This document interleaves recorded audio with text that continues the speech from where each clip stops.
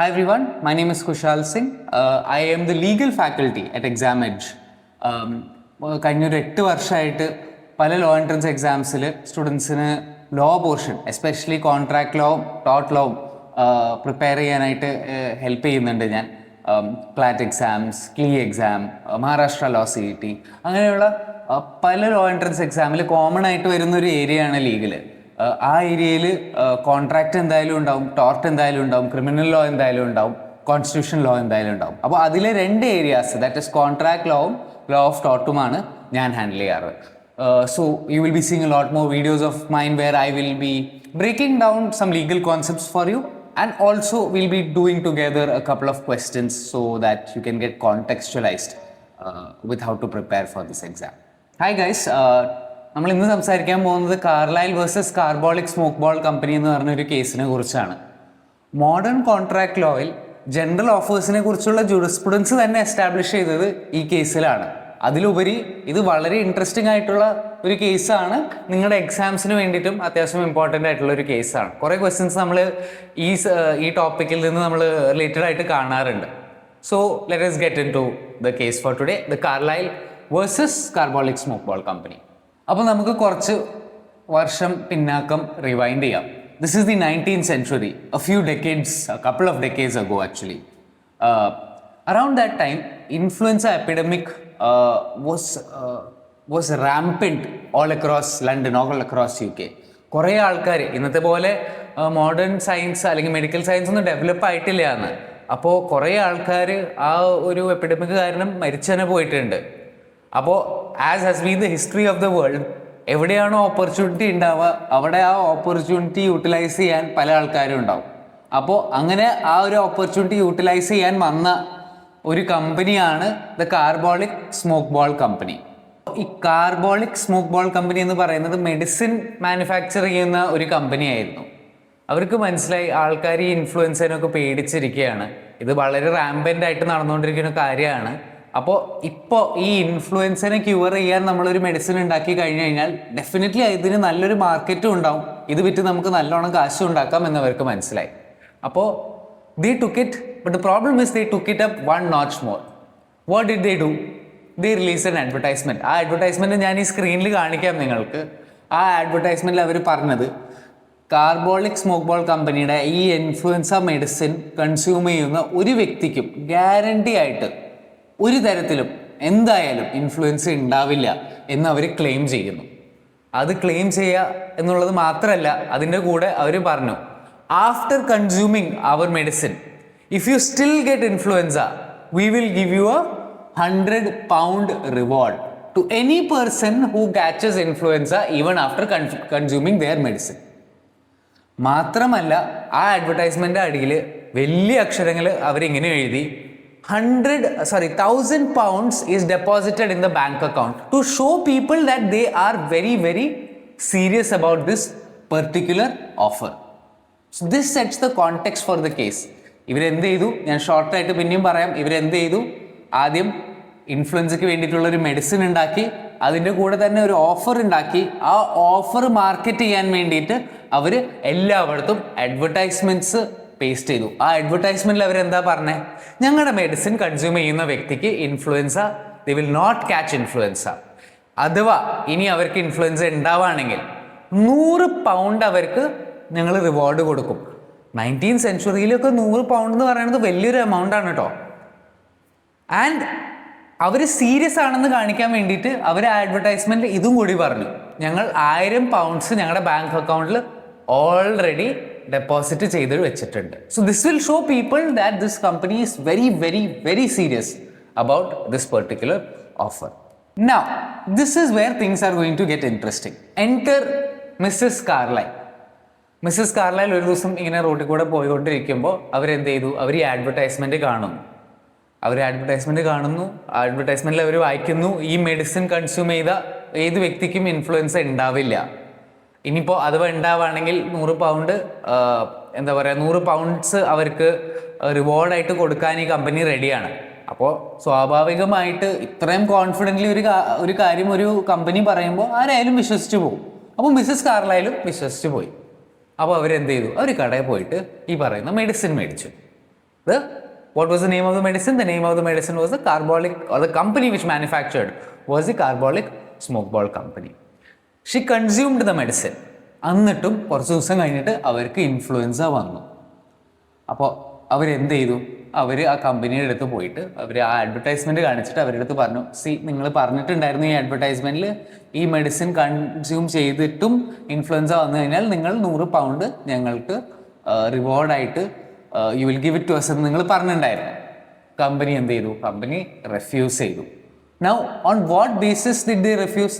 അവർ പറഞ്ഞു, ഇത് വിശ്വസിച്ച് മെഡിസിൻ മേടിക്കാൻ നിങ്ങൾക്ക് എന്താ ഭ്രാന്താണോ? ഇത് ഇത്രയും ഔട്ട്ലാൻഡിഷ് ആയിട്ടുള്ള, ഇത്രയും അൺറീസണബിൾ ആയിട്ടുള്ള ഒരു ക്ലെയിം നിങ്ങൾക്ക് എങ്ങനെ വിശ്വസിക്കാൻ പറ്റും? ഞങ്ങളിത് ജസ്റ്റ് ഒരു മാർക്കറ്റിംഗ് മൂവായിട്ട് മാത്രം ചെയ്തതാണ്, ആൾക്കാരുടെ ഒരു അറ്റൻഷൻ കിട്ടാൻ വേണ്ടി മാത്രം ചെയ്തതാണ്, അല്ലാണ്ട് ഞങ്ങൾ റിവാർഡ് കൊടുക്കാനൊന്നും ഉദ്ദേശിച്ചിട്ടില്ല. മാത്രമല്ല, നിങ്ങൾ ഈ ഓഫർ ആക്സെപ്റ്റ് ചെയ്തു എന്ന് ഞങ്ങൾക്ക് എങ്ങനെ അറിയാം? നിങ്ങൾ ഞങ്ങളുടെ അടുത്ത് വന്നിട്ട് പറഞ്ഞിട്ടില്ലല്ലോ നിങ്ങൾ ഈ തന്ന ഓഫർ ആക്സെപ്റ്റ് ചെയ്തിട്ടുണ്ടെന്ന്. അപ്പോൾ മിസ്സസ് കാർലൈൽ പറഞ്ഞു, ശരിയാക്കി തരാം. എന്നിട്ട് അവരെന്ത് ചെയ്തു? അവർ കോടതിയിലേക്ക് ഈ കേസുമായിട്ട് പോയി. Now in the court, they have gone in the court. Mrs Carlill presents her case. അവിടെ കമ്പനി വരുന്നു. കമ്പനി വന്നിട്ട് പിന്നെയും പറയുന്നു, ഇത് ഒരു മാർക്കറ്റിംഗ് മൂവ് മാത്രമായിരുന്നു, ഞങ്ങളിത് സീരിയസ് ആയിട്ട് ഉദ്ദേശിച്ചതല്ല.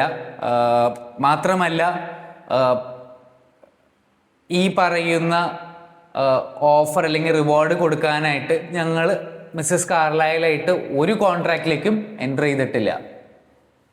ഒരു റിവാർഡ് കിട്ടണമെങ്കിൽ അവിടെ ഞങ്ങൾ തമ്മിലൊരു കോൺട്രാക്റ്റ് ഉണ്ടാവണം എന്നാണ് അവിടെ പറഞ്ഞത്.